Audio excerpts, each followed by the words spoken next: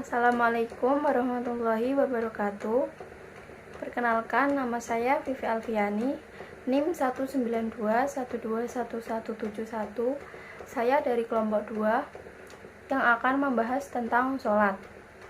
Surat yang saya bahas di sini adalah surat Al-Maryam ayat 59, surat Al-Mudaththir ayat 41 sampai 45, dan surat Al-Maun ayat 1 sampai 7. Yang pertama saya akan membahas tentang surat Al-Maryam ayat 59 yang berbunyi fakhalafa min ba'dihim khalafun adha'us sholata wattaba'us syahawati wa syaufa yalaquna waya, yang artinya kemudian datanglah setelah mereka pengganti yang mengabaikan sholat dan mengikuti keinginannya, maka mereka kelak akan tersesat. Surat ini diturunkan di Mekah, maka dari itu disebut sebagai surat Makkiyah, karena hampir semua ayatnya diturunkan sebelum Nabi Muhammad SAW hijrah ke Madinah, bahkan sebelum sahabat-sahabat beliau hijrah ke negeri Habsyi. Dalam tafsir Ibnu Katsir sendiri jelaskan tentang setelah Allah menceritakan tentang golongan-golongan orang yang beruntung, yakni para nabi dan para pengikutnya, mereka yang menegakkan hukum perintah serta menunaikan fardu Allah dan meninggalkan larangan Allah. Dia menyebutkan bahwa fakhalafa min ba'dihim khalafun, yang artinya akan datang sesudah mereka satu generasi, yaitu generasi kurun, adolus sholata, yang menyia-nyiakan sholat. Dan jika mereka menyia-nyiakan sholat, maka kewajiban-kewajiban lain pasti akan lebih diremehkan, karena sholat merupakan tiang agama dan sebaik-baik amal seorang hamba. Kemudian mereka pasti akan menuruti kesenangan dan kelezatan dunia serta senang dengan kehidupan dunia. Mereka merasa tentram di dalam melakukannya. Mereka itu akan ditimpa goya, yaitu kerugian di hari kiamat. Para ulama sendiri banyak yang berbeda pendapat tentang yang dimaksud dengan menyia-nyiakan sholat dalam ayat ini. Sebagian besar ulama berpendapat bahwa yang dimaksud dengan menyia-nyiakan adalah meninggalkannya secara total. Pendapat ini dikemukakan oleh Muhammad bin Ka'bah al-Qurasi, Ibnu Zaid bin Aslam, serta Az-Zudi, dan dipilih oleh Ibnu Jarir. Ini pula yang didukung oleh para ulama salaf, khalaf, dan para imam, serta pendapat yang masyhur dari Imam Ahmad dan salah satu pendapat dari Imam Asy-Syafi'i, yaitu mengkafirkan orang-orang yang meninggalkan sholat berdasarkan hadis yang artinya di antara hamba dan kesyirikan adalah meninggalkan sholat. Dan hadis lain, perjanjian yang ada di antara kita dan di antara mereka adalah sholat. Barang siapa yang meninggalkannya, maka berarti ia kafir. Hadis riwayat Ahmad, Abu Dawud, An-Nasai, At-Tirmidzi. Berkata Hasan Shahih, diriwayatkan juga oleh Ibnu Majah, Ibnu Hibam, dan Al-Hakim. Dia pun berkata sahih. Al-Auza'i sendiri berkata dari Musa bin Sulaiman dan dari Al-Qasim bin Mukhaimarah tentang firman Allah yang berbunyi fakhalafa min ba'dihim khalafun adha'us shalah,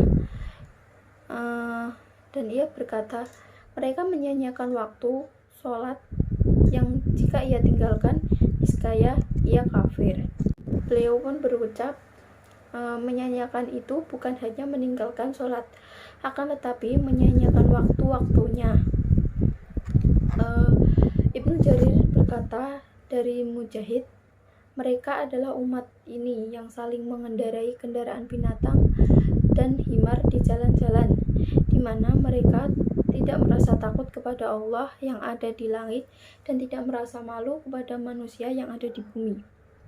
Ka'ab al-Akbar juga berkata Demi Allah, sesungguhnya aku mendapatkan sifat orang-orang munafik di dalam kitab Allah, yaitu mereka yang banyak minum kopi, meninggalkan sholat, banyak bermain, banyak tidur di malam hari, serta lalai di siang hari, juga banyak meninggalkan jamaah di dalam sholat.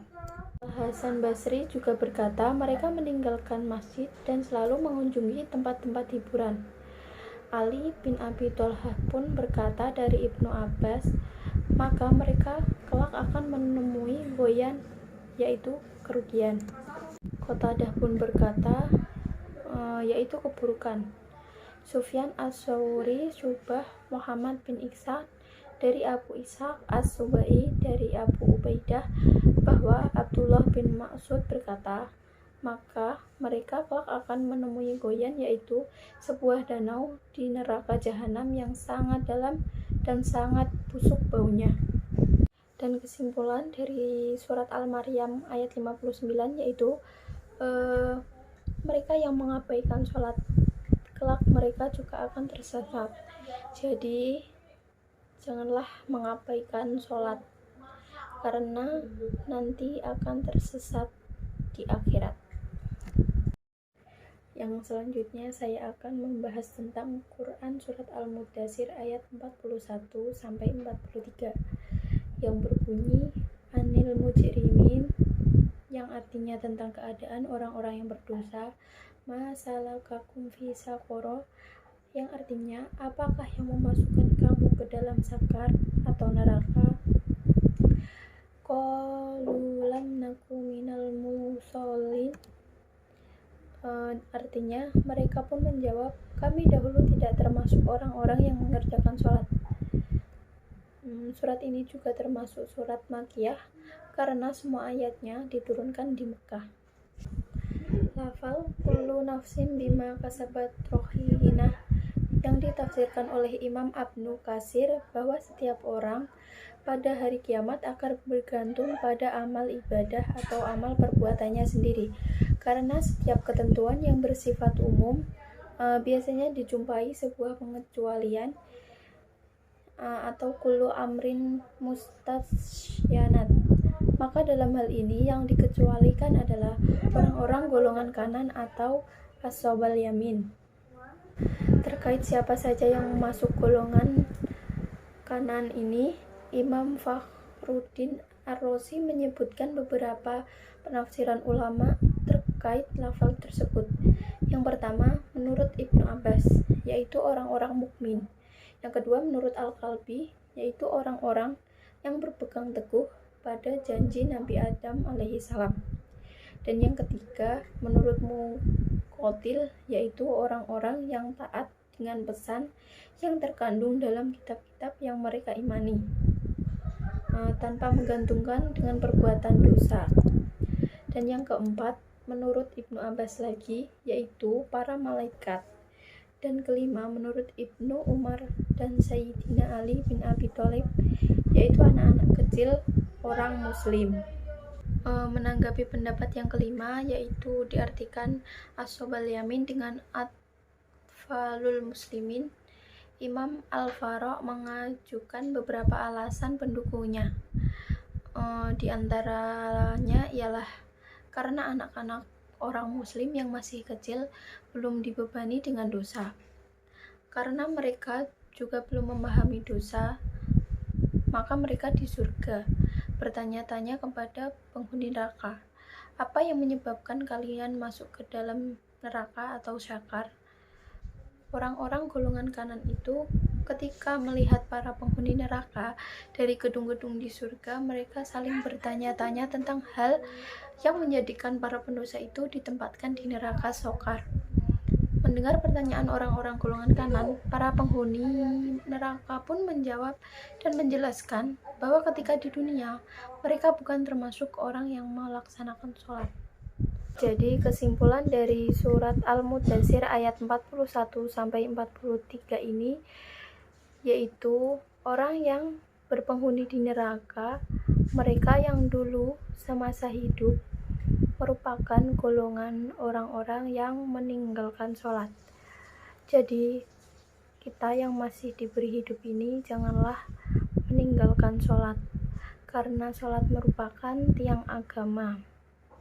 Dan yang terakhir di sini saya akan menjelaskan sedikit tentang Quran surat Al-Maun ayat 1 sampai 7 yang berbunyi Bismillahirrahmanirrahim. Ara'aital ladzi yukadzibu biddin fadzalikal ladzi yad'ul yatim wala yahuddu 'ala ta'amil miskin fawailul lil musallin alladzina hum yura'un wa yamna'unal ma'un. Yang berarti, tahukah kamu orang yang mendustakan agama? Maka itulah orang yang menghardik anak yatim dan tidak mendorong memberi makan orang miskin. Maka celakalah orang yang sholat, yaitu orang-orang yang lalai terhadap sholatnya, serta yang berbuat ria dan enggan memberikan bantuan. Surat Al-Maun ini juga termasuk surat Makkiyah karena surat ini diturunkan di Makkah. Asbabun nuzul dari surat Al-Maun ini disebutkan bermula dari kisah yang diriwayatkan oleh Ibnu Mundir, di mana saat tersebut ada banyak orang munafik yang gemar sekali menunjukkan ibadahnya di hadapan orang lain. Namun saat sendirian mereka meninggalkan ibadah tersebut. Selain berbuat ria terhadap ibadah, mereka juga kerap sekali menghardik anak yatim dan enggan membantu fakir miskin. Dengan adanya hal tersebut, maka Allah pun menurunkan firman-Nya sebagai penjelas bahwasanya hal tersebut merupakan sifat-sifat buruk dan ciri-ciri golongan pendusta agama.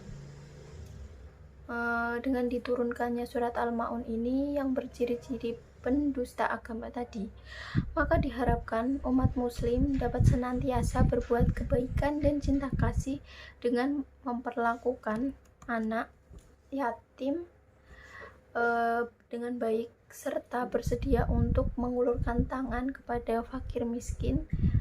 Selain itu juga para muslim juga diharapkan dapat menghindari sifat riya dan kikir pun harus dihindari agar tidak digolongkan sebagai golongan para pendusta. Surat Al-Maun sendiri bukanlah tafsir yang baru. Tafsir ini disarikan dari beberapa tafsir, yakni tafsir Ibnu Katsir, tafsir fi Zilalil Quran, tafsir Al-Azhar, tafsir Al-Munir, dan tafsir Al-Misbah. Agar lebih ringkas dan mudah dipahami, berikut penjelasannya. Surat Al-Maun ayat yang pertama yang berbunyi Ara'aital ladzi yukadzibu biddin. Kata yukadzibu biddin sendiri mempunyai arti mendustakan atau mengingkari. Ia bisa berupa sikap batin maupun sikap lahir yang tampak dalam perbuatan. Kata adin sendiri secara bahasa bisa berarti agama, kepatuhan, atau pembalasan. Namun di dalam ayat ini ad-din sering diartikan sebagai agama. Namun juga ia berarti pembalasan, karena seringkali Al-Quran ketika menggandengkan kata yukadzibu biddin dengan ad-din artinya adalah mendustakan hari pembalasan atau hari kiamat. Ibnu Katsir sendiri termasuk mufasir yang memaknai ad-din dengan hari pembalasan, sehingga makna ayat ini, tahukah engkau hai Muhammad orang yang mendustakan agama dan mendustakan hari pembalasan. Ayat kedua surat Al-Maun, fadzalikal ladzi ya'uddul yatim.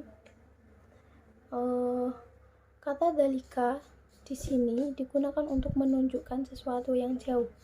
Dalika di sini memberi kesan betapa jauhnya orang itu dari Allah Subhanahu wa taala. Kata yadu'u artinya mendorong dengan keras. Namun maknanya tak selalu dorongan fisik, namun juga mencakup segala penganiayaan dan gangguan. Al-yatim berasal dari kata yutum yang artinya kesendirian. Permata yang indah dan tak ada bandingannya disebut ad-durrah al-yatimah. Pada manusia, yatim digunakan untuk anak yang belum dewasa dan ayahnya telah wafat. Ibnu Katsir pun menjelaskan orang yang mendustakan agama atau mendustakan hari pembalasan itu yaitu orang yang berlaku sewenang-wenang kepada anak yatim, menganiaya haknya dan tidak memberinya makan serta tidak memperlakukannya dengan baik. Selanjutnya surat Al-Maun ayat 3. Wala yakhuddu ala ta'amil miskin. Kata yakhuddu di sini berarti menganjurkan. Kalaupun tidak memiliki apa-apa, sebaiknya seseorang dituntut minimal menjadi orang yang menganjurkan untuk memberi makan kepada orang miskin. Kata to'am juga berarti makanan atau pangan. Ayat ini tidak menggunakan kata itom yang artinya memberi makan, agar setiap orang yang melakukannya tidak merasa dirinya telah memberi makan, namun ia hanya memberikan makanan yang pada hakikatnya bukan miliknya, namun melainkan milik orang-orang miskin itu. Dua ayat yang menjelaskan karakter pendusta agama ini senada dengan firman-Nya yang artinya sekali-kali tidak demikian. Sebenarnya kamu tidak memuliakan anak yatim dan kamu tidak saling mengajak memberi makan orang miskin. Surat Al-Maun ayat 4. Fawailul lil musholin yang artinya maka celakalah bagi orang-orang yang sholat. Huruf fa pada ayat ini menggabungkan 3 ayat pertama dengan ayat ini dan ayat-ayat berikutnya, bahwa orang-orang yang mendustakan agama dan hari pembalasan ini, selain mereka suka menghardik anak yatim dan tidak mau memberi makan orang miskin, mereka juga dihinggapi penyakit riya. Karenanya banyak ulama yang tidak sependapat jika surat Al-Maun diturunkan terpisah 3 ayat pertama di Mekah dan 4 ayat terakhir di Madinah. Namun surat ini diturunkan sekaligus jika memperhatikan rangkaian ayatnya yang membentuk satu kesatuan. Kata wa'il artinya adalah kebinasaan atau kecelakaan yang menimpa akibat pelanggaran atau kedurhakaan. Al-musollim biasa diartikan orang-orang yang sholat. Namun dalam ayat ini sholatnya tidak sempurna karena tidak didahului dengan kata yang seakar dengan akimu. Penjelasannya ada pada ayat berikutnya, sehingga tidak boleh membaca ayat ini berhenti di sini. Ia menggunakan wakaf lazim yang harus dilanjutkan dengan ayat berikutnya sebagai penjelasan. Menurut Ibnu Abbas sendiri, al-mushollim yang celaka pada ayat ini adalah orang yang sudah berkewajiban sholat namun mereka melalaikannya. Menurut Masruq, maksudnya adalah orang yang mengerjakan bukan pada waktu yang telah ditetapkan. Sedangkan menurut Atho Ibnu Dinar, maksudnya adalah orang-orang yang menunda sholatnya atau bisa disebut tidak tepat waktu. Surat Al-Maun ayat 5. Alladzina hum an sholatihim sahun. Kata an berarti tentang atau menyangkut. Jika ayat ini menggunakan kata fi, ia berarti kecaman terhadap orang yang lalai dalam sholatnya dalam arti tidak khusyuk. Namun ayat ini menggunakan kata an sehingga ia kecaman terhadap orang yang lalai dari esensi makna dan tujuan sholat. Kata sawahun artinya berasal dari kata saha yang artinya lupa atau lalai, yaitu seseorang yang hatinya menuju kepada sesuatu yang lain sehingga melalaikan tujuan utama. Ibnu Abbas pun mengatakan bahwa makna yang dimaksud dalam surat Al-Maun ayat 4-6 ini adalah orang-orang yang munafik. Mereka yang mengerjakan sholat saat bersama orang lain namun tidak mengerjakannya ketika sendirian. Mereka mengerjakan sholat tetapi tidak menegakkan sholat. Mereka menunaikan gerakan-gerakan sholat dan mengucapkan bacaan sholat, tapi hati mereka tidak hidup bersama sholat dan tidak hidup dengannya. Tulis Sayyid Qutb dalam tafsir fi Zilalil Quran. Ar-ruh mereka tidak menghadirkan hakikat sholat dan hakikat bacaan-bacaan, doa-doa dan zikir yang ada dalam sholat. Mereka pun melakukan sholat hanya untuk dipuji orang lain, bukan ikhlas karena Allah Ta'ala.